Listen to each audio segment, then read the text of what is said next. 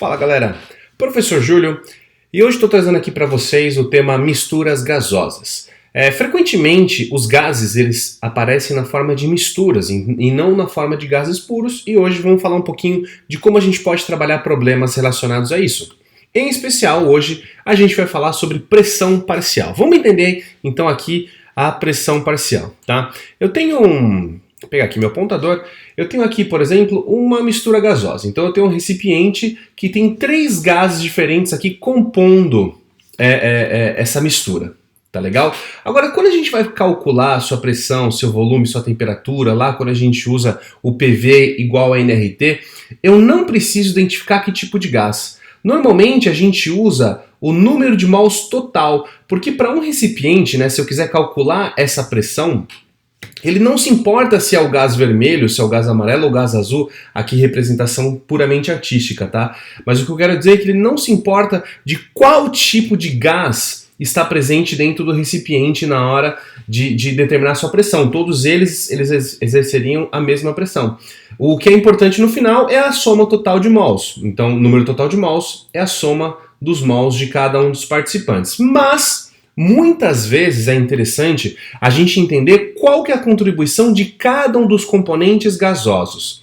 Tá? Então, vamos supor que nesse mesmo volume V, eu só tivesse o gás representado aqui pelas moléculas vermelhas. Aqui, ó, tá aqui representado nesse canto, que eu chamei de gás A. Tudo bem? Ou vamos pensar que dentro do recipiente, ao invés de ter a mistura gasosa, eu tivesse só as moléculas do gás B, ou só as moléculas do gás C. Qual seria a pressão exercida por essas moléculas? Percebe, se eu pegar aqui a soma de todas as moléculas, eles exerceriam uma certa pressão.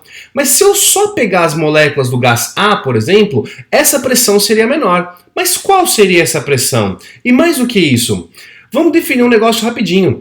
Essa pressão exercida pelo gás A, ela vai ser menor do que a pressão total. Ela vai ser uma fração da pressão total. E a ela vamos chamar de pressão parcial. O que é a pressão parcial? A definição é a seguinte: é a pressão exercida por um dos componentes gasosos na mesma condição de pressão e no mesmo volume, se ele estivesse ocupando o recipiente sozinho. Tá? Então, se ele estivesse lá sozinho, qual seria a pressão? Essa pressão sempre é menor do que a pressão total. Se eu tenho aqui no meu exemplo três componentes gasosos, eu tenho três pressões parciais. Tudo bem? Claro, nem sempre é interessante listar as três, mas eu tenho essa possibilidade de três pressões.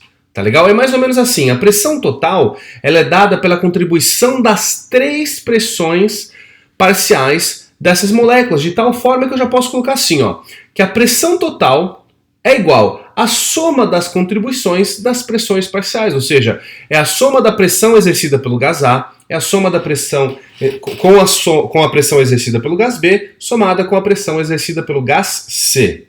Tudo bem, pessoal? Então, é como se cada um tivesse uma certa contribuição, e isso passa a ser importante. Mas vamos nos aprofundar um pouquinho mais.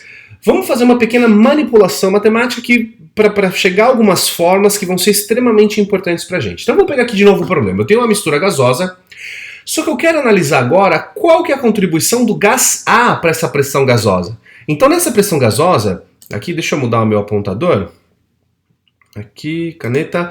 Nessa minha mistura gasosa, eu tenho três gases, e aí o número de mols total é a soma dos mols dos três gases. Mas eu quero analisar só a contribuição do gás A. Então eu vou olhar aqui o número de mols do gás A. Tudo bem? Aqui dentro desse primeiro recipiente eu tenho uma pressão total, e aqui, esquematicamente, né, de uma maneira teórica, eu teria aqui o recipiente só contendo gás A. A gente sabe, o recipiente na verdade contém todos os gases, como está aqui representado. Mas vamos supor que tivesse só o gás A. Qual é a contribuição? Então, olha como eu vou fazer. Primeiramente, eu vou pegar e escrever a equação dos gases ideais para o recipiente com a mistura gasosa.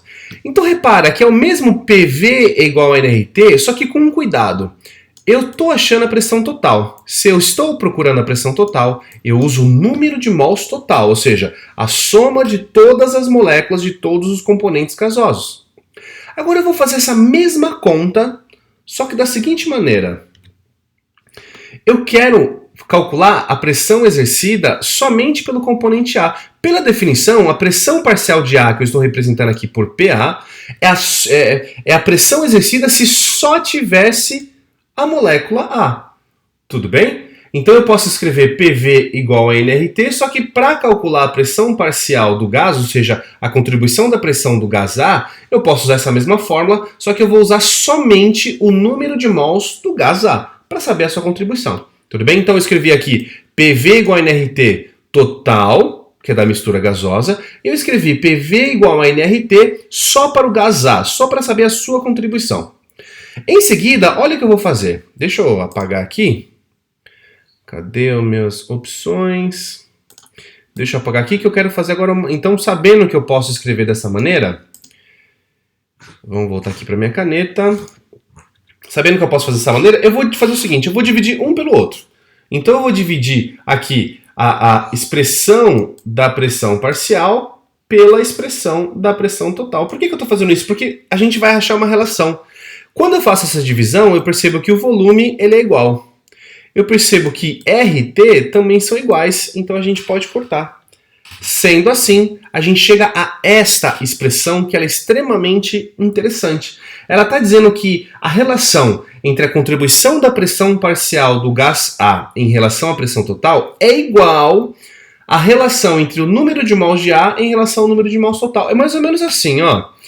Se 20% das moléculas gasosas são do gás A, quer dizer que 20% da contribuição da pressão é do gás A. Ele está dizendo que a contribuição da pressão parcial em relação à pressão total é proporcional ao número de mols. Ó, vamos avançar mais um pouquinho. Vamos fazer mais um pouco de conta. Ó, então, de novo, aqui é a minha expressão.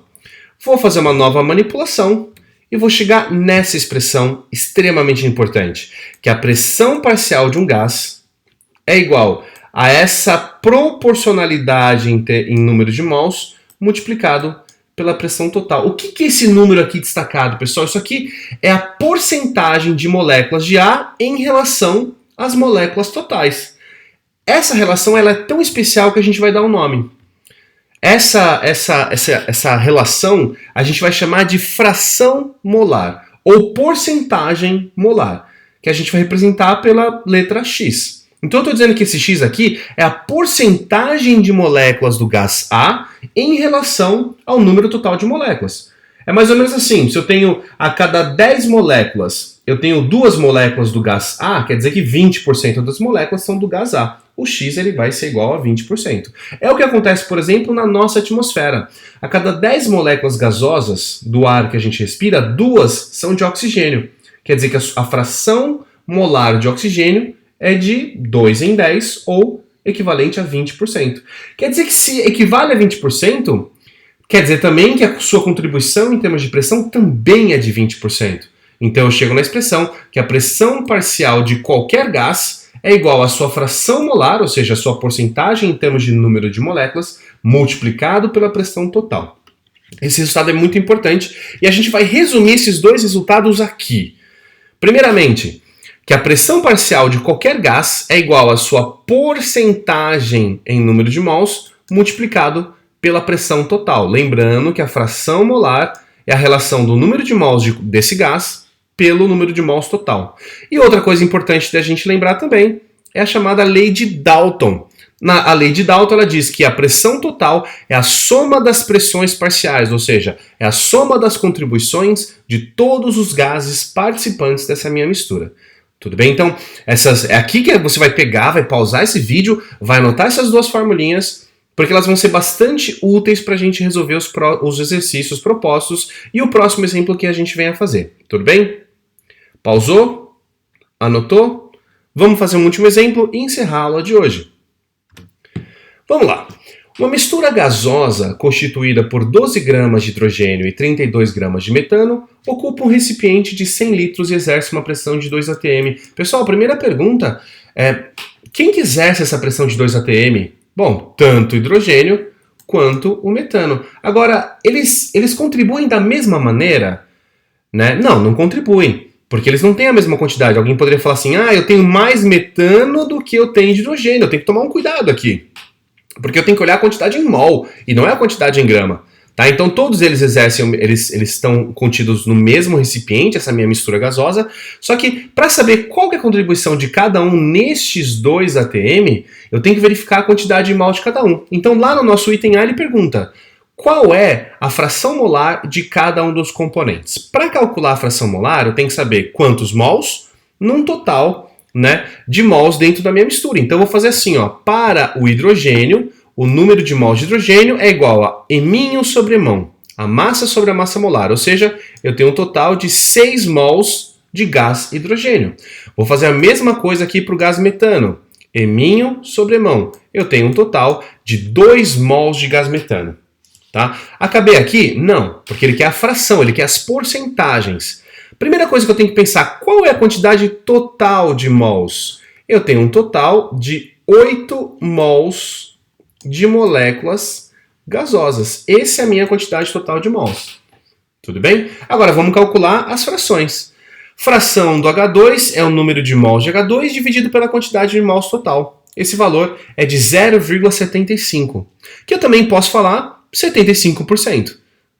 A fração molar do CH4, quantidade de mol CH4 dividido pela quantidade de mol total, que dá 0,25 ou 25%. É adimensional.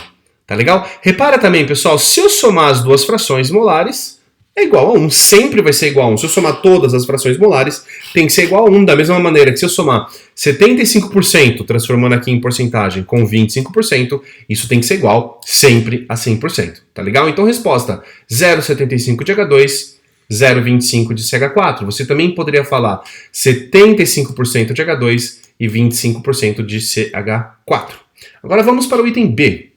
Ele quer saber qual é a pressão parcial de cada gás. Ou seja, se cada gás estivesse lá sozinho, qual seria a pressão que ele exerceria? Ou, uma outra maneira, qual que é a contribuição de cada um dos gases na pressão total? Bom, vamos pensar primeiro o seguinte. A pressão total é de 2 atm, né, que a gente já tinha destacado. É a pressão exercida pelos dois gases em conjuntos. Mas qual dos dois gases tem maior interferência nessa pressão? Dá uma olhadinha aqui, ó. Dos 8 mols, 6 são de hidrogênio e apenas 2 são de metano. Deixa eu até mudar aqui a minha opção de ponteiro, aqui ó, apontador laser.